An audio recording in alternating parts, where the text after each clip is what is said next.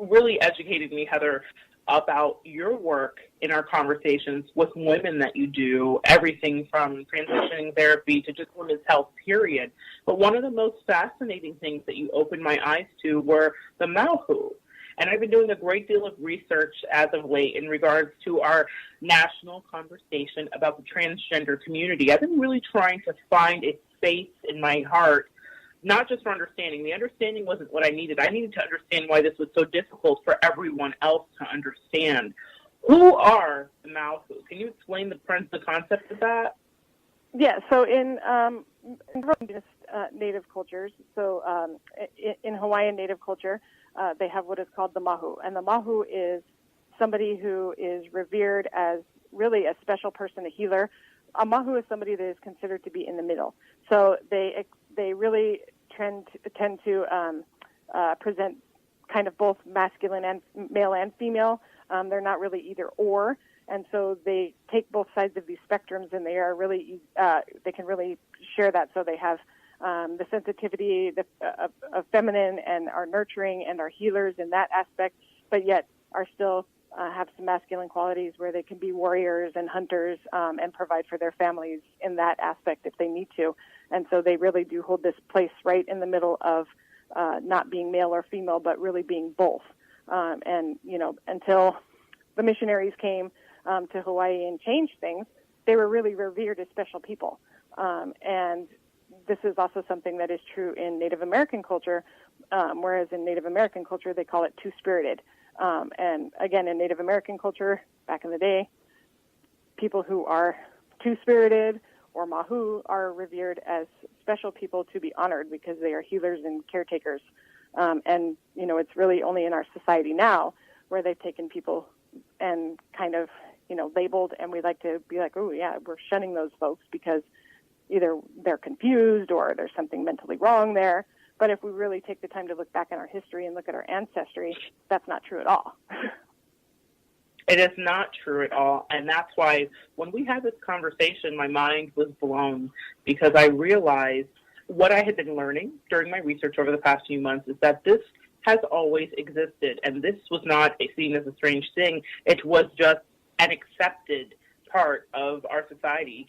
People were accepted for who and what they were, and there is a duality in us all. I think that everything you said is such a revelation, and I really think that if everyone could understand that duality exists in us all, even if we're talking about the Kinsey scale of sexuality, we all rate somewhere on that Kinsey scale. Guys, listeners, if you don't know what that is, Google that. But it's pretty much the premise that we all have a little bit going on inside, and we'll talk about that maybe at another time.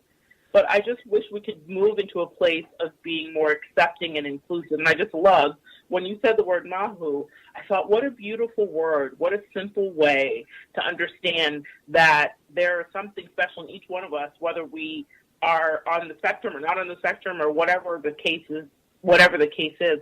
And I think that opening our eyes and our heart really is the answer to knowing that this has always been, you know? This has always been. Right, yeah.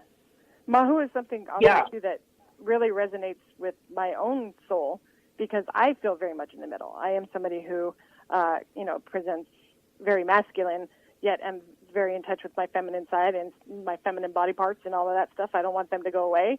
They're here. I love them. Right.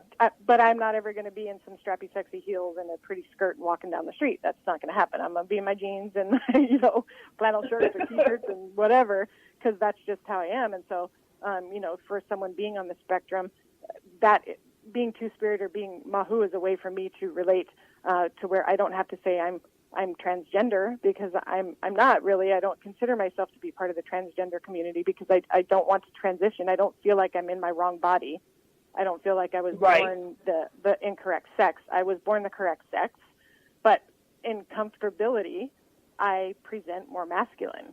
That's just who I am, and I'm okay with that.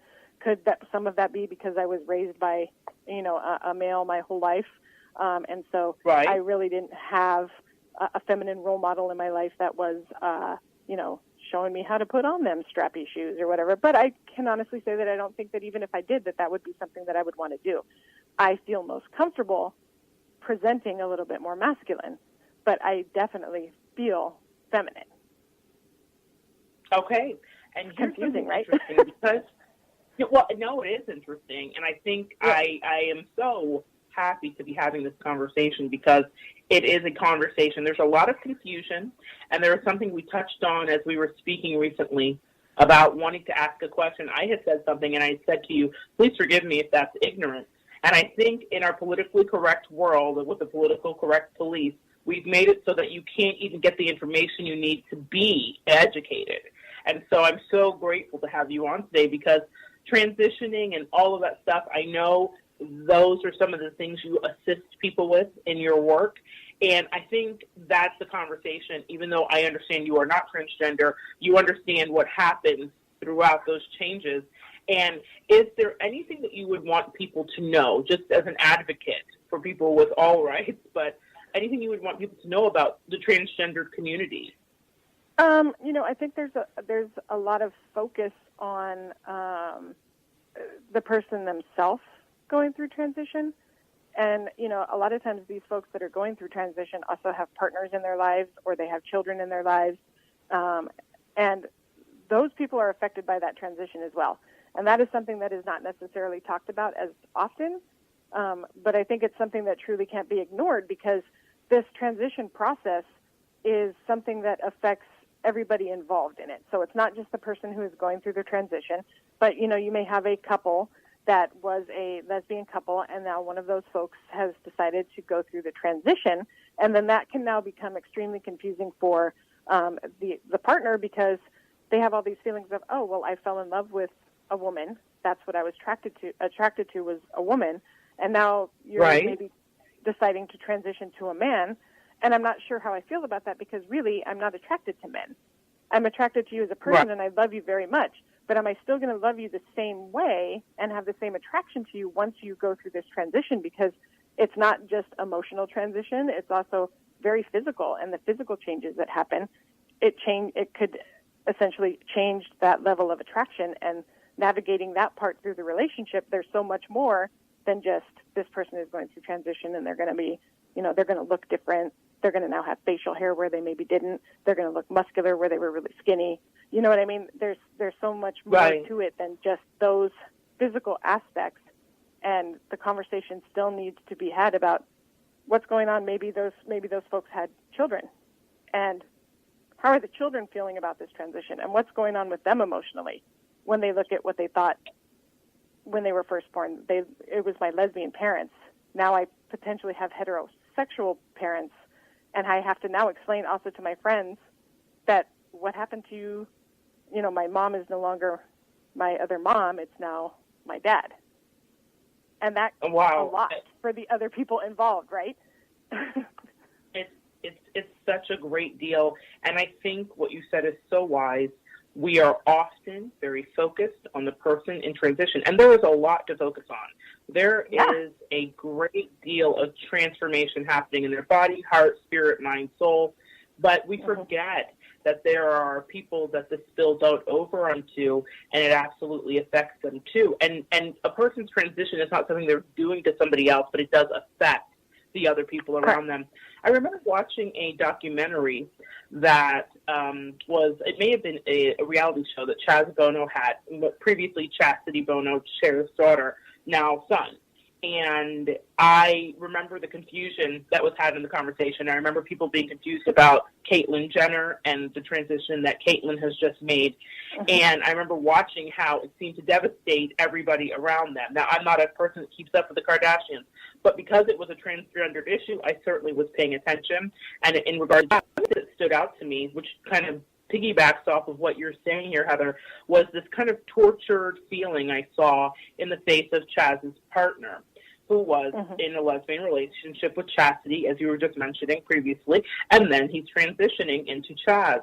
And because I do energy readings, I wasn't listening to what she was saying. I was feeling her energy, and she was very tortured. And I don't think that it was that I think there was sadness. I think there was mourning. I think there was a lot of layers under the surface as she was dealing with the idea of losing Chastity to Chaz, and still loving the person and figuring out where she fits in all of that. And there were discussions on should they stay together and would they and could they. And that blew my mind. I had never thought about all of the casualties that can happen in a situation like that. So thank you so much for kind of giving us a little bit of light on a place that I don't think the light shines very often, which is on the family members and the loved ones that are going through the transition.